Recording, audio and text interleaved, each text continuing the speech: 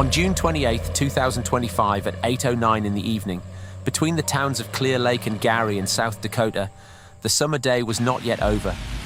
Soft evening light still rested over the fields.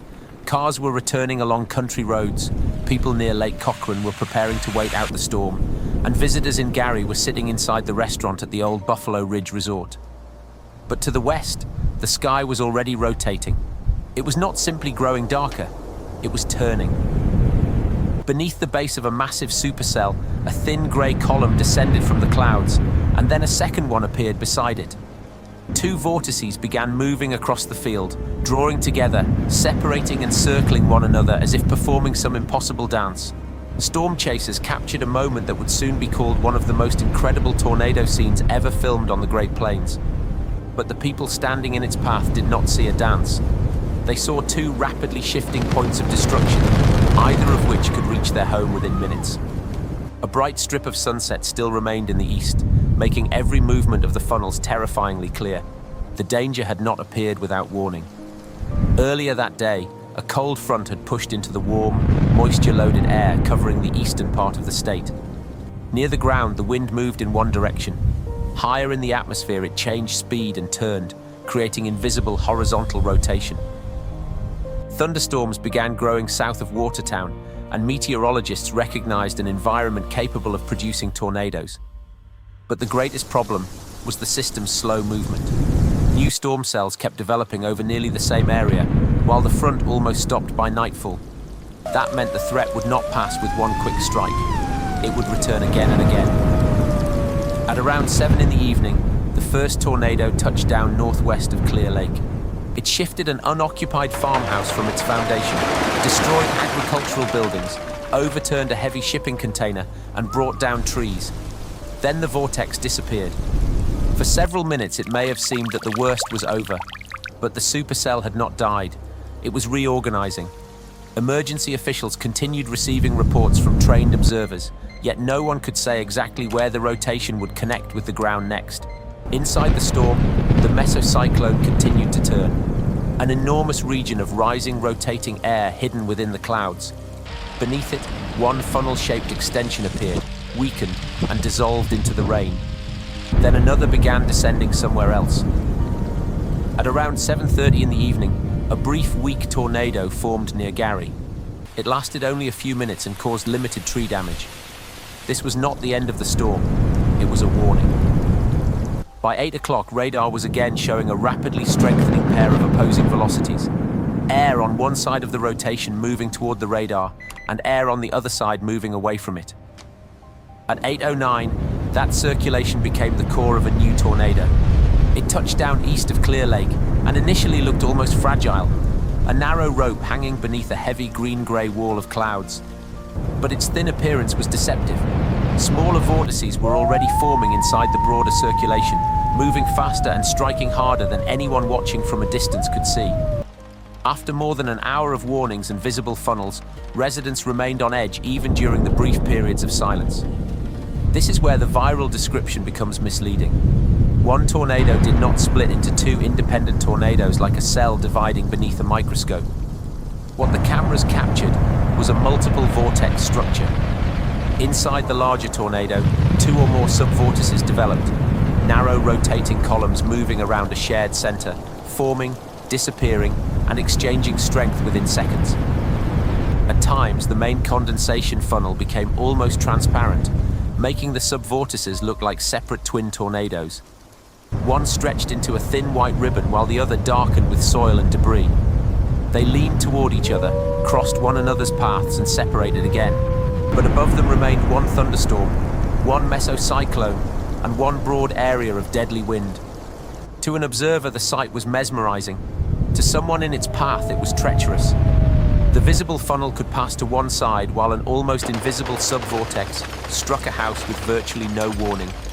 Wind speeds inside such a small vortex can intensify dramatically across a narrow strip, leaving nearly untouched ground beside areas of complete destruction. The tornado moved slowly, and that made it even more terrifying. It did not race across the horizon and disappear. For almost 40 minutes, the vortex changed shape in front of witnesses, transforming from a thin rope into a dark column, breaking into separate rotating tendrils, gathering itself together again, and sometimes tightening into a narrow cone that appeared to drill directly into the earth. Beneath it, soil, grass, and pieces of buildings rose into a dense ring of debris. The sound no longer resembled ordinary wind. It was a continuous low roar, layered with short, violent impacts, trees snapping, sheets of metal tearing free, and debris colliding in the air. When the tornado crossed Highway 22 and approached farms southwest of Gary, its winds reached roughly 250 to 265 kilometers per hour. Within seconds, a garage, 2 machinery sheds, a barn, and several grain bins were destroyed. Then the vortex approached a home. Against the open field, the funnel seemed to accelerate, slow down, and almost stop, creating the terrifying illusion that no one could tell how much time remained. The house was destroyed down to its foundation. Vehicles and farm machinery were lifted as though they weighed nothing. One pickup truck was thrown approximately 270 meters. The people inside the property were injured, but they survived. Later, search efforts continued through the wreckage because a dog was missing. At a nearby location, another damaged home happened to be empty, and that simple absence may have saved lives. Sirens sounded in Gary. Nearly 100 people, families, children, elderly residents, visitors, and their animals, moved down from the restaurant into the old tunnels beneath the Buffalo Ridge complex. Outside, lightning tore across the sky, rain flew almost horizontally, and hail hammered against the roofs. Inside, people tried to calm their children and one another, not knowing whether the tornado would pass several kilometers away or turn directly toward them.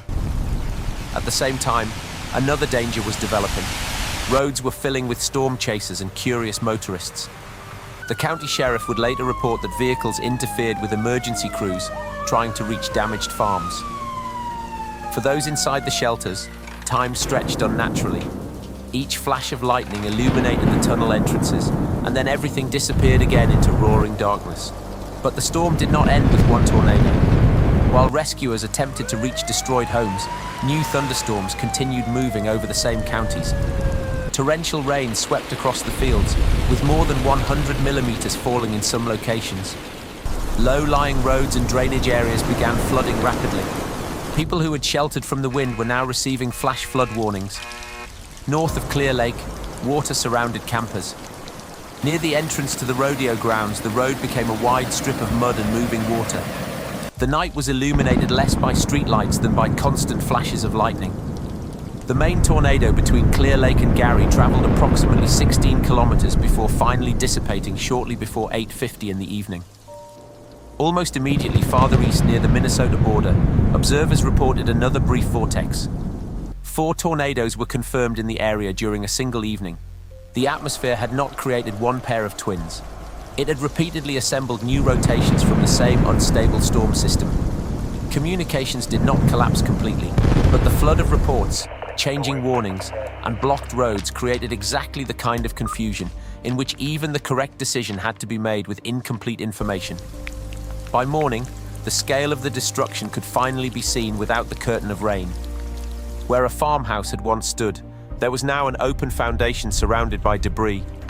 Metal hung from trees, heavy machinery rested far from the buildings where it had been stored, grain bins were crushed or gone, and a pale scar stretched across the fields, a mark that would later be visible even in satellite imagery. The National Weather Service rated the main tornado as a high-end enhanced Fujita scale Category 3. Its estimated maximum winds ranged from 250 to 265 kilometers per hour.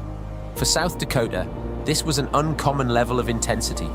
Fewer than 4% of the tornadoes documented in the state had reached Category 3 or higher. Yet the outcome could have been far worse. Clear Lake and Gary escaped a direct strike. People reached shelter in time, and the destroyed farms stood across relatively sparsely populated countryside. No one was killed. On the ground, the damage path did not resemble one smooth, continuous strip. It appeared as a chain of especially violent impacts, the unmistakable signature of subvortices moving within a larger circulation. The video spread around the world because the tornado seems almost alive. 2 slender vortices lean, circle, and appear to react to one another. But there is a dangerous trap hidden inside that beauty. A tornado does not have to resemble an enormous black wall to become destructive. It can be narrow, pale, and almost elegant. It can disappear for several seconds while dangerous rotation remains on the ground and hidden from view.